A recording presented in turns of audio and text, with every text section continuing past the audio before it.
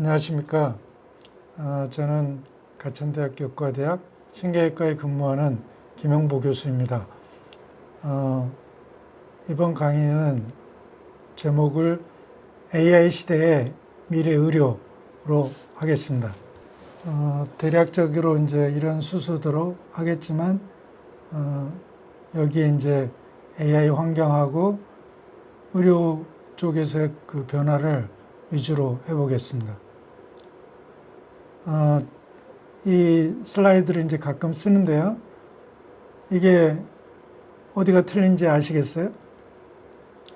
이게 불과 1년 전인데 AI가 이런 실수를 했다고 합니다. 거울에 비친 주인공의 어떤 모습하고 차이를 이렇게 느끼고 있는데 AI가 이제는 절대로 이런 실수를 안 하죠. 그 이세돌하고 할 때만 해도 많은 실수들을 했는데, 그리고 이제 최근에 와서 그 지금의 AI 시대를 연 2012년 논문 있죠. 그 대회에서 토론토 대학의 제프리 힌튼 교수님도 구글의 그 DNA라는 회사에서 나오고, 또 구글이 인수한 딥마인드, 데미스 하사비스, 그러니까 우리나라의 친숙한 분이죠. 이세돌 구단을 이긴 딥마인드의 수장이 이런 세계적인 이 분야를 이끌고 있는 분들이 전부 곧 아티피셜 제너럴 인텔리전스, 그러니까 인간을 능가하는 그런 AI들의 탄생을 다 예고하고 있습니다. 어떤 사람들은 2027년, 어떤 사람들은 그보다 더 당겨질 거라고 얘기를 할 정도니까요. 최근에 이제 나온 신문들을 보면 AI가 인간의 어떤 통제관의 말을 안 들어서 관제탑 공격하는 사건이라든지, 최근에 벌써 이제 GTP발 고소득 전문직 실직도 시작을 됐고요. 그 다음에 만화, 웹툰 같은 것도 이제 거의 AI가 그리는 시대로 가고 있고, 요즘에 대부분의 기업들이 그 코딩, 저희 나라도 이제 교육부에서 코딩을 많이 강조를 했는데, 지금 대기업에서는 코딩하는 웬만한 실력자들은 안 뽑는다 그러죠. 아예 잘하는 팀장 밑에 한 25명 정도를 옛날에 고용했다 그러면 그게 전부 이제 AI로 대체됐다는 거죠. 최근에 이제 이게 불과 일주일 전 얘기인데요. 올림피아드, 그 수학 올림피아드에서 저희 나라 서울과학고 친구들이 은메달도 많이 따고 했잖아요. 근데 여기 구글에서 만든 수학 AI가 은메달을 땄죠. 그래가지고 굉장히 지금 구글뿐만 아니라 오픈 AI에서도 스트로베리라는 걸 개발해서 요즘은 수학을 하는 분들도 굉장히 AI를 이용해서 많이 문제를 풀고 접근하고 있죠. 이게 바로 이제 네이처에 났던 그 구글의 딥마인드에서 만든 그런 프로그램에 대한 얘기를 논문으로 나와 있고요. 결국은 지금 이것도 불과 일주일 안 됐죠. 근데 오픈 AI가 폐쇄적으로 마이크로소프트 돈 받고, 또 요새는 애플의 챗GPT형으로 올라가서 저희 나라 삼성에서 통역 AI 머신을 핸드폰에 달듯이 지금 그런 일이 벌어지니까 페이스북, 메타의 마크 자커버그가 최근에 그 인공지능 AI 모델들을 전부 오픈, 카피, 랩트 형식으로 공개를 하는 게 있어서 요즘에 이런 게 이제 핫 이슈가 되고 있습니다. 결국은 요즘 AI 시대에 가장 크게 일어날 변화의 큰 거를 보면은 인간과 기계 구분이 어려워질 거라고 하고, 또 많은 인간의 어떤 삶이나 건강 행동들의 예측 능력이 굉장히 강화되고 있습니다. 그래서 그게 의료나 금융이나 커머스 분야가 AI의 그 접근 속도가 굉장히 빨라지고 있죠. 그 다음에 인간이 새로운 지식과 정보를 얻게 되는 방식이 지금 교육 분야에서 모든 게 연구를 하든지 수학마저도 지금 정보를 얻는 방식이 변하고 있다는 거죠. 결국은 미래에는 인간과 AI가 협업을 해서 진화를 같이 공진화할 거라고 예상들을 하고 있습니다.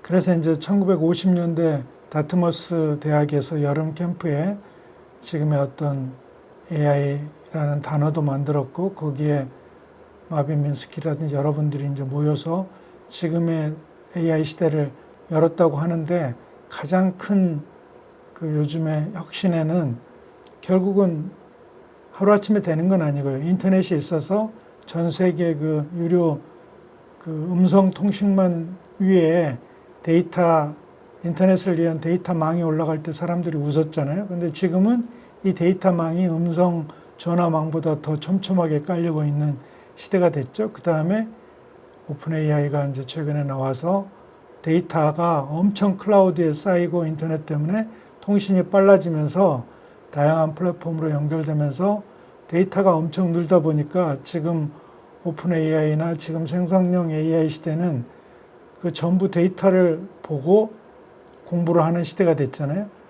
그런데 요즘에 와서 왜 지금 AI 시대에 인간들이 지금 무엇이 두려운 걸까요? 그걸 보면은 생각도 비슷하게 하죠. 그 다음에 말을 하죠. 통역도 다 지금 AI가 하잖아요.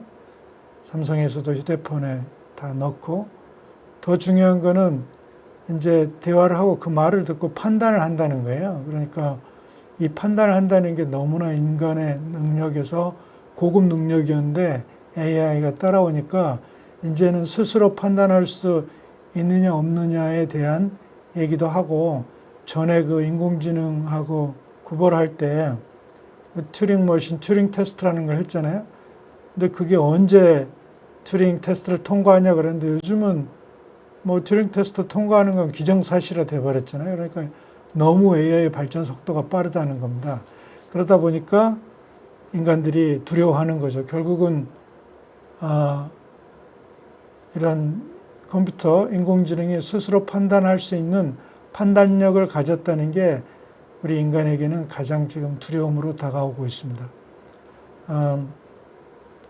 우리 이제 데이터가 말로 되어 있는 데이터가 한 5조 개 정도를 다생성형 AI들은 다 그걸 공부를 했다 그럽니다. 그러니까 인간이 감히 그동안에 쌓아온 모든 문명의 지식들을 AI는 잠 안 자고 다 금방 공부하는 거죠. 그래서 미국의 이제 골드만삭스가 이런 AI가 드디어 우리 삶에서의 생산성을 높여가지고 세계 경제가 약 연 7% 정도 성장이 가능하다 그럽니다. 그러니까 굉장히 큰 얘기가 되고 있고 이로 인해서 이제 인간들이 짐을 싸야 될 때가 오는 거죠. 그래서 오픈 AI의 그 샘 알트만이 하고 있는 게 그 우리 인간 세상에서의 직업이 없을 때 그냥 돈을 나눠주자는 거죠. 그게 뭐죠? 기본소득. 과거에 스위스에서 한번 월 300만 원 주자 그랬더니 인간들이 자존심이 상해서 다 거부했잖아요. 근데 앞으로 AI가 모든 직업을 이제 많이 점령할 때는 다 이렇게 보따리 싸고 집에 가야 될 때가 오면 우리가 벌 수가 없잖아요. 그럴 때는 아마 나라에서 기본소득이라는 개념을 가지고 돈을 나눠줘야 될 시대가 온다는 겁니다. 결국은 인공지능이 인간이 인간을 만드는 과정이라고 생각을 하고 그런 영화도 있었잖아요. 먼 미래에 굉장히 고등한 외계인들이 지구에 도착했는데 그 외계인들이 우리 인간의 후예라는 거 아닙니까? 이제 언젠가는 그런 시절도 올 것 같고 그걸 미리 내다보고 영화한 적도 있습니다. 결국은 요즘은 이제 그러다 보니까 인간의 본성, 감정에 대한 연구들도 많이 하고 있는데 언젠가는 지금과 같은 속도면 인간이 가지고 있는 많은 능력을 대체하는 날이 올 것 같습니다. 최근에 이런 햅틱이라 그래서 우리가 만지고 커피 맛, 향기 이런 것들도 다 로봇이 이제 발전하고 있잖아요. 그러니까 언젠가는 우리가 지금 감정이라든지 오온이라 그러죠. 생로 뭐 이런 감각들도 다 이제는 캐치하는 그런 센서들이 다 만들어지는 시대가 올 것 같습니다. 결국은 2012년 8월에 뭐 이렇게 뇌에다가 칩 심고 이런 얘기가 있어서 영화 토탈 리콜에서의 뭐 그런 얘기가 있을 때 제가 매일경제에 인터뷰해 준 적도 있었는데 요즘 굉장히 빠르죠. 요새 그 테슬라 만든 일론 머스크가 만든 뉴럴링크에서 뇌에다가 이제 칩 심어가지고 스파이널 코드 인저리, 척추 마비된 분들 걷게 하고 이제 그런 일들이 많아지고 있죠. 최근에 이런 얘기를 하다가 AI가 과연 인간의 의식을 가질 수 있을까 하는 토론이 굉장히 많았죠. 우리가 잘 알고 있는 그 컨택트란 영화의 대본을 썼던 테드 창이라는 분이 AI는 절대로 인간의 의식을 가질 수 없다. 그렇게 얘기를 해서 논란이 많이 인 적도 있거든요. 그런데 아직은 의식에 대한 정확한 정의를 우리 인간이 내리고 있지 못하기 때문에 어떻게 결말이 날지는 모르고 요즘에 이제 이런 AI 의식에 대한 얘기들이 많이 나오고 구글 직원도 이걸로 말 잘못해서 잘린 적도 있지 않습니까? 근데 꼭 그렇다고 얘기한 건 아니지만 언젠가는 지금 뇌를 연구하고 있고 파라미터가 점점 조 단위로 이제 높아져 가고 있는 상황에서는 인간이 AI도 언젠가는 의식을 가질 수 있지 않을까 하는 막연한 생각도 해봅니다. 그래서 인터뷰한 적도 있는데 너무 강하게 쓰셔가지고 좀 난처한 적이 있는 경우도 있었습니다. 그리고 이제 그 최근에 그 저희 나라에서 박태웅 선생님이라고 이제 한빛미디어 의장님이 굉장히 좋은 책을 썼죠. 거기에 보니까 거기에 뭐냐면 10의 22승계의 파라메타 매개 변수가 이제 많아지면은 갑자기 AI들이 전혀 예측 못한 능력이 창발적으로 이머징 한다는 거죠. 그래서 지금 그런 연구들도 많이 하고 있고, 최근에 이제 이것도 작년 얘기인데 이 사진을 보고 AI한테 물어봤더니 이건 잘못됐다. 왜냐? 지금 그 핸드폰에 꼽혀 있는 이 코드는 이미 옛날 거고 지금은 C타입으로 다 애플이 저희 갤럭시가 다 C타입 커넥터로 변했거든요. 그러니까 이거는 인간이 가지고 있는 IT의 역사까지 다 안다는 거죠. 그러니까 굉장히 지금 무서운 시대로 전입하고 있습니다. 그래서 지금 두려움도 많지만 우리가 어떻게 지금 인공지능에 대한 법도 만들고 어떻게 개발하느냐를 서로 규제하고 잘 컨트롤하냐가 오른쪽처럼 유토피아가 되느냐 왼쪽처럼 디스토피아가 될 거냐는 경계점에 와 있다는 그런 얘기들을 많이 하고 있습니다. 결국은 미래는 우리가 예측하려고 많이 노력을 하지만 정확히 미래를 알 수가 없잖아요. 그러니까 요즘 얘기는 가장 좋은 방법은 미래는 우리가 만들어가는 게 가장 확실한 미래를 예측하는 방법이라고 이런 알란 카이라는 분도 이런 얘기를 했죠. 저희 나라는 행운의 나라죠. 2016년인가요? 그때가 그 광화문에 그 포세진 호텔에서 3박 4일 동안 5번 해서 4패 1승. 그래도 우리 인간으로서 AI를 한 번 이긴 유일한 사람이라고 그러죠. 그걸로 인해서 대한민국이 이 인공지능 시대에 한 10년을 빨라졌대요. 그러니까 대한민국에 물론 네이버, 크로바 이런 것도 있지만 결국은 많은 LG나 이런 데 네이버나 카카오나 이런 데가 많이 앞서갈 수 있었던 게 바로 이 딥마인드의 알파고하고 이세돌 간의 그 바둑 대전이 인류의 인공지능 역사를 빨리 당겼고 거기에 또 우리나라가 선두그룹에 지금 세계 한 4위 정도라 그러잖아요. 결국은 그런 시대에 접근을 했습니다. 그리고 이제 최근이라고 해도 다 1, 2년 아니에요. 우리 컴퓨터 시대에 개인용 도스를 열었던 마이크로소프트 빌 게이츠마저도 지금 이제 AI 시대가 이제 열리고 있다고 이런 인터뷰를 많이 했었죠. 결국은 다트머스에서 뭐 하기 전에도 오래전에 많은 얘기는 있었지만 너무 빠른 거예요. 지금 이렇게 AI 윈터라고 잘 안 됐던 시절이 많이 있죠. 근데 최근에 와서 GPT-4 제로 뭐 미니 나오고 이게 불과 챗GPT-4 3 나온 지도 2017년밖에 안 되는데 트랜스포머라는 구글이 만든 지금 베이스죠. 거기 위에다가 오만 데이터 다 쓰면서 파라메타가 1조개가 넘어가는 시대가 됐잖아요. 이게 너무 빨라 가고 있습니다.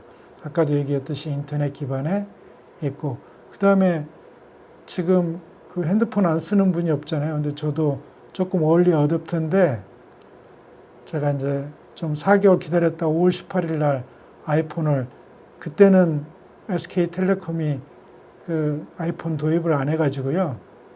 할 수 없이 제가 SK텔레콤 쓰다가 KT 듀얼 폰으로 바꿨거든요. 근데 5.18이 이제 좀 광주 그런 의미가 있는 민주항쟁의 날이어서 제가 일부러 기다렸다가 아이폰 개통을 하면서 이게 바로 자유와 평등과 민주화를 추동할 거라고 하고, 이걸로 인해서 더불어 사는 소셜이라는 단어의 어원에 가까워질 거다. 그래서 제가 제 아이폰 개통일이 5월 18일입니다. 그러니까 이제 몇 년 안 됐잖아요. 근데 벌써 AI 시대가 오고 우리 인간하고 AI와의 비교도 하고 우리 인간 고유의 가치가 뭔가를 서로 논의하고 있을 정도의 시대가 됐죠.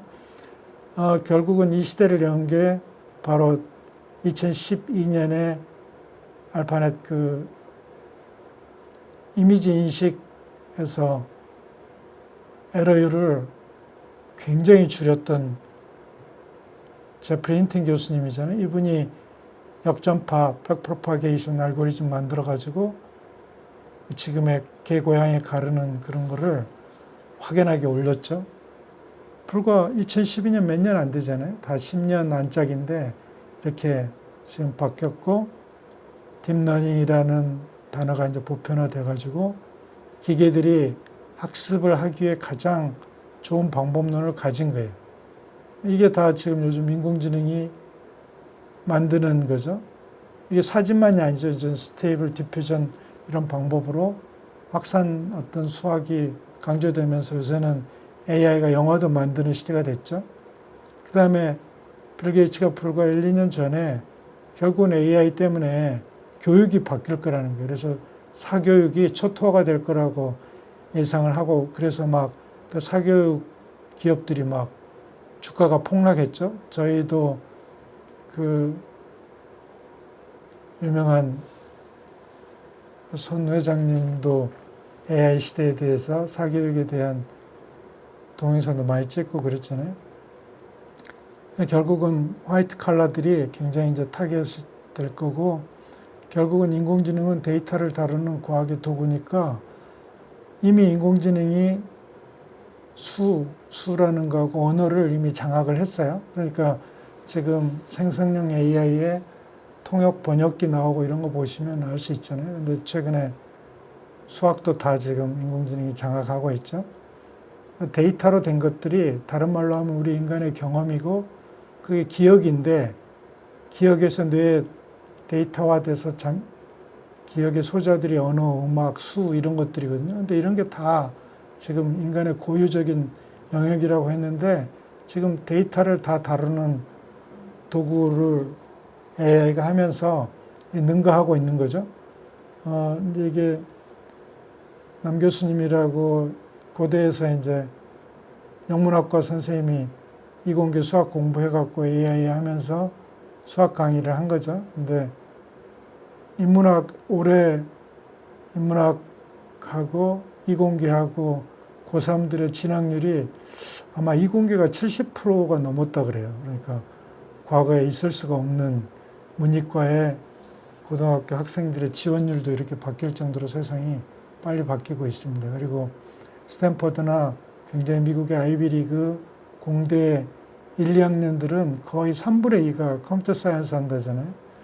이분이 이제 행렬이라든지 벡터 강의하면서 이제 수학을 기반으로 한 지금의 이제, 그리고 이미 우리 통역기도 워드 투 벡터, 그래서 단어를 이렇게 무한 공간에다가 워드 투 벡터로 다 투영하죠. 그래서 이 관련 가까운데 거리를 전부 계산을 해요. 그러니까 과거에 우리 이쪽 이 선하고 얼마나 가까운가 해갖고 최소 제곱법에서 거리 갖고 막 하고 그랬는데, 이제는 빛의 속도로 계산을 하니까 컴퓨터들이 이런 무한차원 워드 투 벡터도 하고 지금 모든 게 다 컴퓨터가 하는 시절이 됐죠. 컴퓨터, 인공지능, 복잡계 시뮬레이션, 인공생명 막 전부 지금 합쳐지고 있는 것 같습니다.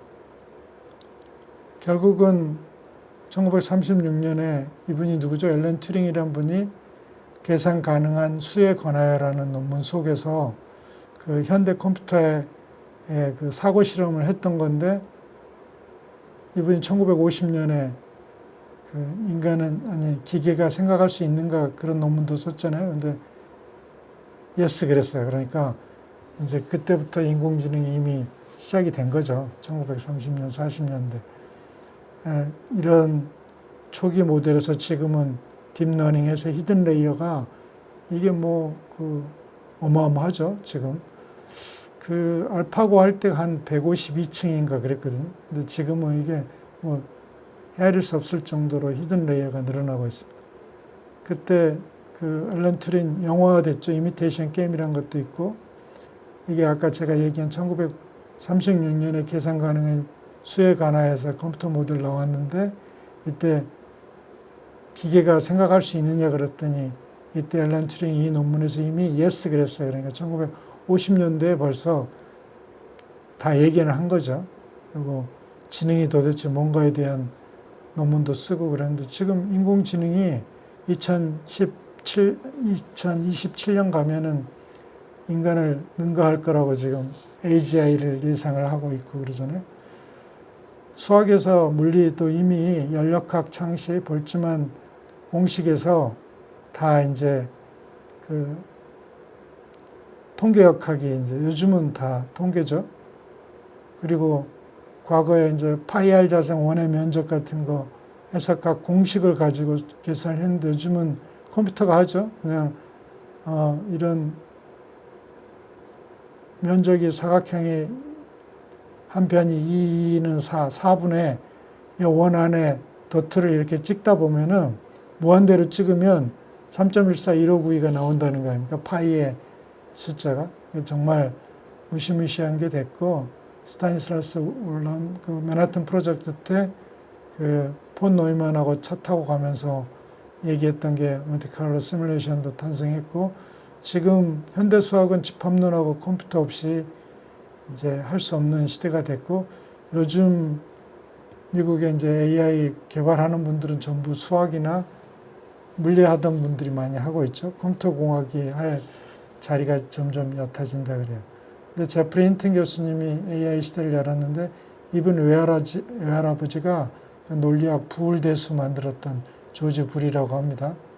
그러니까 부울대수 나와서 지금 이제 셰넌의 정보이론에서 지금 우리가 그 진리 명제니 이런 걸로 해가지고 언어가 다 이제 컴퓨터로 다 되는 시대로 왔던 이 히스토리가 있는 거죠. 그러니까 지금 비트겐슈타인 뭐 철학에서 언어 하시는 분들도 영미 철학이 언어 철학인데 지금 이제 굉장히 많이 들어와 있는 거고,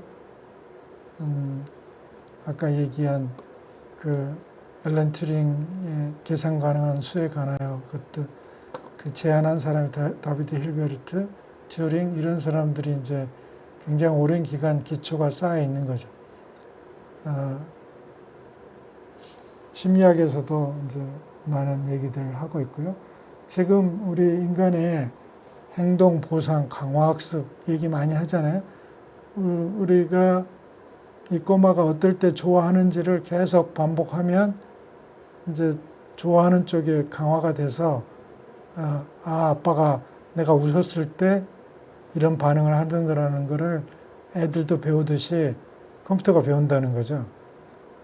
이거는 이제 뇌 안에 신경세포 뉴런들이 밖에서 들어온 자극들을 실시간으로 이렇게 물질 세계에서도 이렇게 빠른 속도로 뇌 뉴런이 변하고 있는 거죠. 그러니까 여기에 뭐가 붙고 웨이팅이 걸리고 이런 것들이 전부 수치화돼서 지금 계산하는 시대가 됐죠.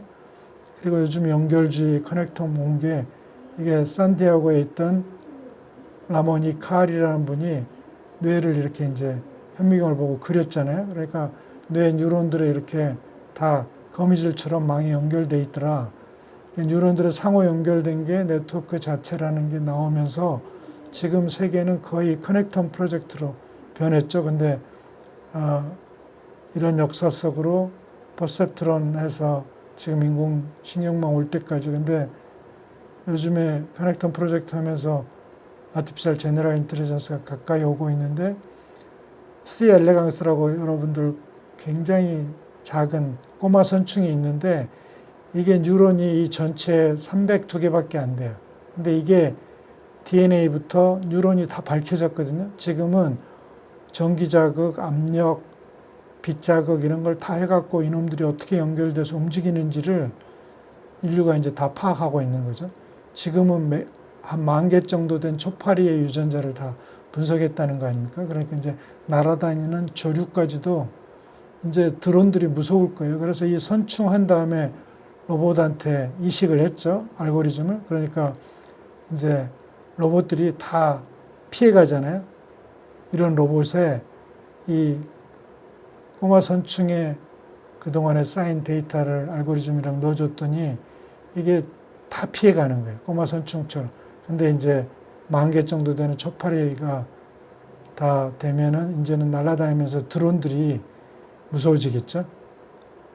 지금 860개의 뉴런과 1,000조 개의 연결이라고 지금 보면 지금 AI는 너무 우스운 것 같죠. 근데 이걸 뛰어넘는 시기가 얼마 안 된다고 저는 생각을 합니다. 굉장히 무서운 시대가 된 거죠. 인간들이 신생아 때 이러다가 이렇게 이제 많아지다가 또 다시 가지치기를 하죠. 프루닝이라 그러죠. 고속도로 선을 명백히 해주는 거죠. 그 다음에 그게 이제 또 사춘기도 또 한 번 일어나죠. 이런 연구들을 하고 있어요. 또 인간 뇌에 대해서. 그러니까 이런 지식을 알면 인공지능에도 또 이제 접목이 되겠죠. 결국은 생각하는 게 뭐냐. 그런데 꼭 뭐 날개짓을 지금 비행기들이 제트 엔진 달고 옛날처럼 라이트 형제가 처음 개발할 때 펄럭이지 않잖아요. 세계에서 제일 빠른 뭐 치타 같은 네 다리로 안 가잖아요. 우리 바퀴로 가잖아요. 그러니까 우리 인간의 뇌에 어떤 꼭 그걸 따를 필요는 없다는 거죠. 지금의 인공지능이 하고 있는 딥러닝 방식으로도 얼마든지 일을 풀어놓으면 되는 거니까요. 이제 IBM도 제가 왜 이걸 갖고 냐면 IBM이라는 게 우리 컴퓨터에 금융계에서 쓰고 있는 큰 컴퓨터를 만든 장본인이죠. 노트북도 제일 먼저 했죠. 근데 이 100년이 넘은 기업이 다 자기 하던 핵심 역량을 중국에 넘기고요. 여기가 AI하고 왓슨하고 클라우드밖에 안 하잖아요. 그리고 우리 지금 언어 많이 하는데 이 IBM 알마든 연구소에 가면 벽에 이 유태인 이분이 만들었던 프레데릭 제네릭이라는 분이 만들었던 그 BCJR이라는 언어 음성인식 알고리즘의 수학 공식이 벽에 가득 적혀 있는 거예요. 그러니까 이미 이때 음성 언어가 끝났다고 생각을 한 거예요. 그래서 왓슨 도입하고 했죠. 근데 지금 요즘 우리 삼성이 AI에다가 번역기 돌리고 있죠. 이게 지금 몇 년도죠? 72년대 이미 IBM은 음성인식에 대해서 결정판을 끝낸 거예요. 참 무서운 거죠. 다음에 IBM은 코그니티브 챗봇이 본인들의 이제 키워드예요. 코그니티브, 이게 인지하는, 인지신경과학, 인지, 챗, 말로 한다는 거죠. 봇. 그러니까 얼마나 무서운 세상이 됐어요. 그리고 제프 호킨스라는 분이 그 듀크 대학 전자공학과 나와가지고 지금 팜 PDA, 여러분 우리의 지금 핸드폰에 기본 모형을 만들어서 돈 번 분이죠. 근데 이분이 MIT에 가고 싶었는데 MIT가 내 신경과학 한다니까 안 받아줘서 버클리 갔죠. 근데 그분이 우리나라는 2004년에 번역된 책 이름이 생각하는 기기예요. 그때 이 책에 온 인텔리전스, 인간의 뇌는 심피즐 기억 예측 모델링 머신이라고 그랬죠. 이분이 2년 전에 또 하나 책을 쳤어. 1000개의 뇌라고. 뇌 컬럼이 15만 개가 동일한 게 있다고 막 이런 기초적인 뇌과학 연구가 지금의 인공지능의 기반이 됐다는 거죠. 지금 이거 보면 모르죠? 근데 이거 한 번만 본 달마시안 본 사람들은 이것 갖고 유출을 해요. 그러니까 이걸 어려서부터 한 번이라도 그림책에서 본 사람은 이거 금방 맞추는데 한 번도 못 본 사람은 못 맞추는 거죠. 그러니까 인간의 뇌는 알고 있는 것을 보고 싶은 걸 본다. 막 이런 게 지금 인공지능 시대에 다 써먹고 있는 거죠. 이게 사람 뇌예요. 이 개 뇌인데 이 지금 색칠한 게 후각함유라고 이게 그 냄새 맡는 뇌거든요. 우리 인간은 이 올팩터리 벌브라고 이렇게 퇴화했어요. 인간 뇌의 한 40%는 전부 시각하고 관련이 있거든요. 우리는 시각을 강화시키고 후각 퇴화시켰는데 개는 아직 후각을 우리 한 10,000배 정도 된다 그러죠. 그러니까 공항에 마약, 탐지견 이런 거 다 개 쓰잖아요. 개는 냄새를 맡고 쫓아가는 게 아니라 보고 쫓아가는 거죠. 우리가 보면 믿잖아요. 그러듯이 이제 이런 것들이 많고, 지금 레저넌스 익사이테이션 셀이라고 우리 뇌도 한번 볼 때 많은 뉴런들이 한꺼번에 파이어링 된다는 거죠. 그래서 잃어버린 시간을 찾아서라는 프로스트가 신경과학자 아니냐고 그런 소설 논문하듯이 과거에 마들렌 빵하고 홍차 냄새만 맡고 자기 어렸을 때 기억을 다 인출해내잖아요. 그래서 쓴 책이 잃어버린 시간을 찾아서라는 어마어마하게 긴 소설을 쓰잖아요. 우리 뇌에 대한 게 많아지고 결국은 공명, 공감, 소통이 똑같은 거니까 이게 이제 인간은 행복하려면 이렇게 좋은 기억을 많이 만들어야 되고 좋은 믿음 구조를 가져야 된다는 거죠. 굉장히 많이 빠른 시대로 발전을 하고 있는 것 같습니다. 그래서 이제 이런 인간들이 코페르니쿠스가 지동설을 만드는 게 1543년에 쓴 논문이 천구의 회전에 관해서는 그때 나온 리볼루션이 회전이라는 단어인데 이게 혁명이라는 단어로 변했죠. 그러니까 천동설이 지동설이 정도가 돼야지 혁명이라는 단어를 쓸 수 있다고 하는 이제 그런 거고.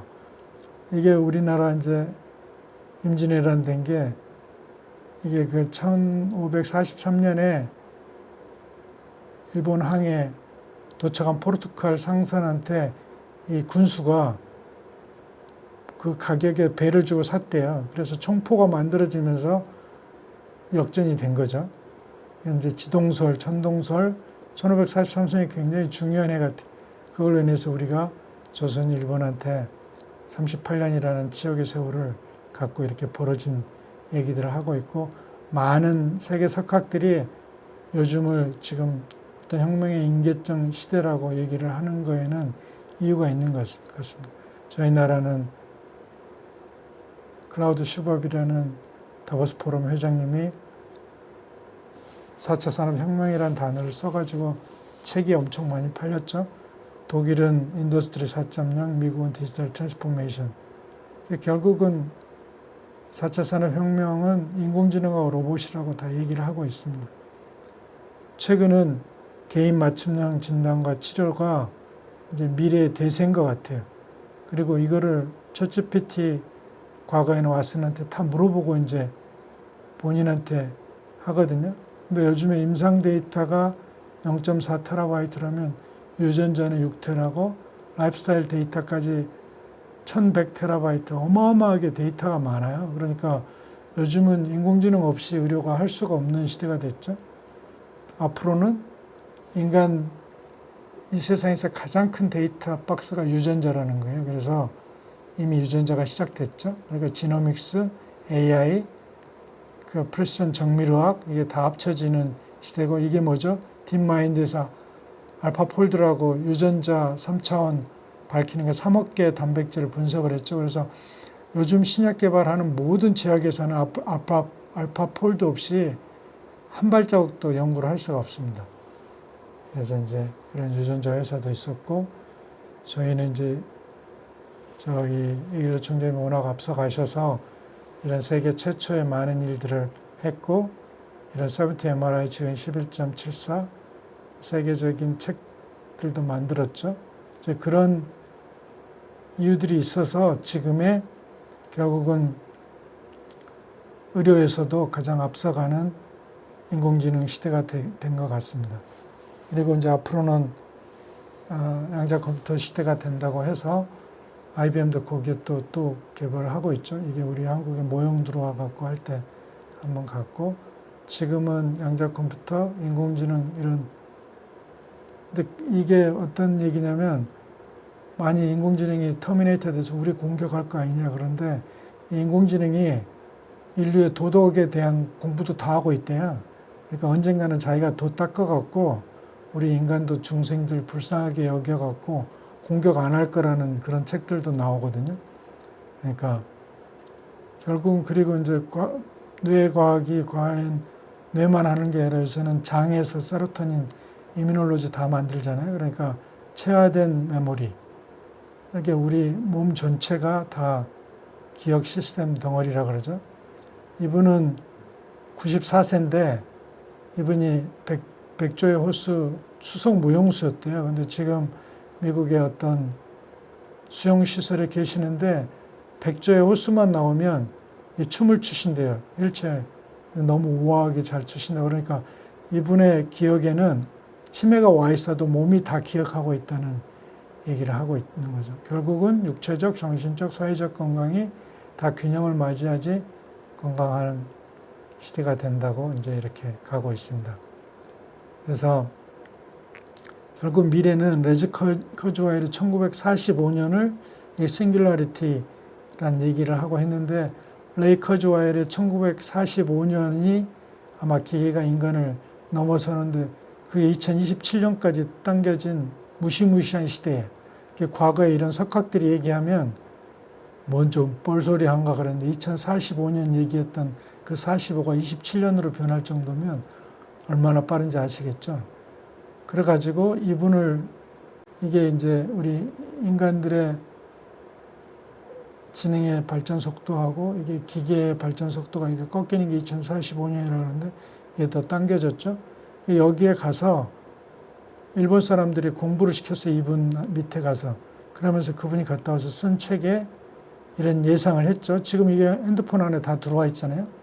근데 이분이 얘기한 기하급수적인 진화라는 게 나중에 가면 이 기울기가 무한대가 된다, 수직이 된다는 의미잖아요. 그러니까 얼마나 빨리 발전한다고 예상을 할 수가 있겠습니까? 그러니까 유발 하라리라는 분도 호모데우스, 이게 호모데우스라는 게 신이 된 인간이라는 뜻이거든요. 미래는 인간이 창출하고 신이 거의 인간이 거의 신의 레벨로 간다는 얘기죠. 사피엔스 진 유명한 저자가 다음에 또 쓴 책이 호모데우스예요. 근데 호모데우스라는 게 과거 이제 그리스 로마 신화의 신과 비슷한 이제 그런 신이 된 인간 이제 그런 의미죠. 결국은 히브리스라는 단어도 비슷하고요. 그러니까 인간이 거의 신과 동격한 그럴 정도가 돼야지 그게 이제 자신감이 돼서 발전한다는 뜻인데 그런 시대에 왔다는 거죠.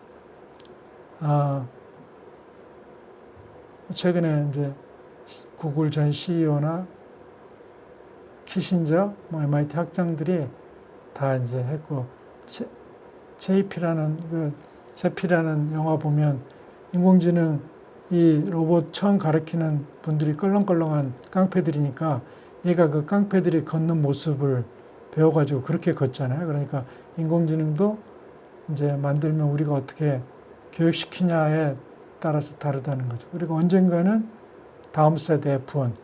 생명체가 생존과 번식인데 이런 것도 해낼 거라고 얘기를 많이 하고 있고, 언젠가는 50억 년 후에는 지구도 태양에 삼키니까 결국은 지구를 벗어나야 되는데, 이때 다른 제2의 지구를 찾을 때 반드시 인공지능하고 협업해서 가야 된다는 이제 그런 얘기들을 하고 있습니다. 그러니까 앞으로는 절대로 의학도 AI 없이는 이제는 진료를 볼 수 없는 시대로 가고 있다는 겁니다. 그러니까 얼마나 빨리 변하고 있고 지금 이제 그거를 설명해 드리고자 합니다. 그리고 바로 이게 지금 이제 신약 개발하고 있고, 지금 이제 미래 병원도 그 커맨드 센터가 있어가지고 의사들이 이제 많이 줄겠죠. 요즘 의료 대란도 많은데 의료 인력이 줄고 ICU에서 모니터링 하는 것도 다 이제